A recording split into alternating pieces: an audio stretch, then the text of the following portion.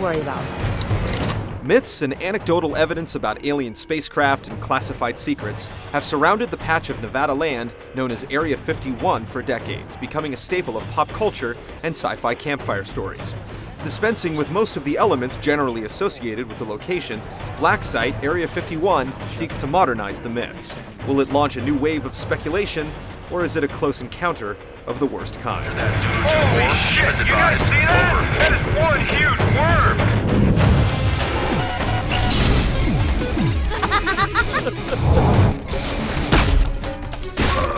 3 years ago, during the invasion of Iraq, your squad uncovered an underground facility full of mutated humans and other monstrosities, and now you're waging war against them in the Nevada desert. Government deceit and human experimentation are the cogs that keep this machine running, with the aid of politically loaded titles like Homeland Security and Stay the Course. You want me to go against the chain of command? To violate a strategic initiative put forth by the Secretary of Defense himself? While the game is busy making skeptics of U.S. leadership, it only briefly brushes over how the experiments began and fails to give satisfying explanations for the origins of the mutated creatures and their relation to the military. A lot of the story is told through in-game dialogue that can be difficult to understand when the shrapnel is flying. Amazing! The spores are spreading and adapting Erase them! more rapidly than I expected. The story simply takes itself far too seriously without providing satisfactory explanation. There's also no tongue-in-cheek here, which would have helped. Blah, blah, blah, wah, wah, wah. Yeah, whatever. Just give me a gun, man.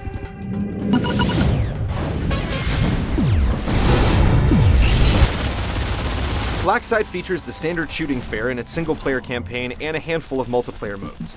The campaign takes place across 6 episodes with multiple scenarios in each. While most of the gameplay is composed of urban shootouts, the game also mixes in driving missions, a bit of on-rails action, and some colossal boss battles. In all, players can expect to blast through the game in about 10 hours. Completists can search levels to find hidden dossiers with enemy descriptions and extra plot details, but the work outstrips the reward. Multiplayer contributions include standard deathmatch modes, Capture the Flag, and Abduction, which splits players into teams of humans and mutant reborn soldiers.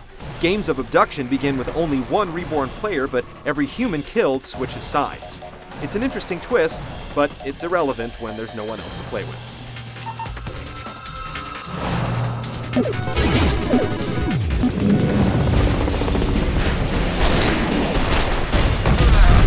Gameplay in Blacksite feels outdated thanks to its half-hearted attempt to implement cover and squad mechanics. You're frequently encouraged to take shelter behind objects, and cover can often be destroyed, but there's no true cover system in the game, only the ability to crouch. Likewise, you can direct your squad to attack a specific enemy or open a door, but there are no deeper choices to make. Speaking of your teammates, they're stupid enough to get run over by a runaway trailer, yet they never truly die. They simply get knocked out for a minute and get back up again good as new. Also, driving missions can become quite frustrating as your gunner lacks the intelligence to knock projectiles out of the sky. You'd expect to pick up a wide range of crazy alien weapons, but Blacksite's selection is pretty slim. Most guns are standard fare like pistols, rocket launchers, and shotguns. The plasma rifle is the only true interesting weapon of the bunch, with shots that pass through multiple enemies and create explosive bursts of energy. But even this toy is too slow to be much use in multiplayer, leaving you with the basic assault rifle as your most reliable choice.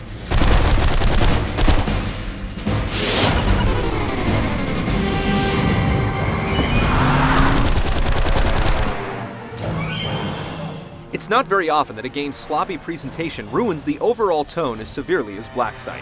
Around every corner is another glaring flaw, glitch, or inconsistency, quickly turning the game into a freak show. Bodies fall through the ground, weapons disappear or float in the air, shadows are often a pixelated mess, and we've even come across 2 door textures pasted into the same physical space. You can blow up parked cars or blast through barricades, but you can't shoot out a light bulb. Gameplay frequently freezes when loading, and the frame rate chugs when there's a lot of heavy action. Running on the Unreal Engine, the graphics probably wouldn't look too bad if everything was perfectly ironed out, but there's so many constant little problems that spotting them becomes a form of comic relief. The game simply is not finished.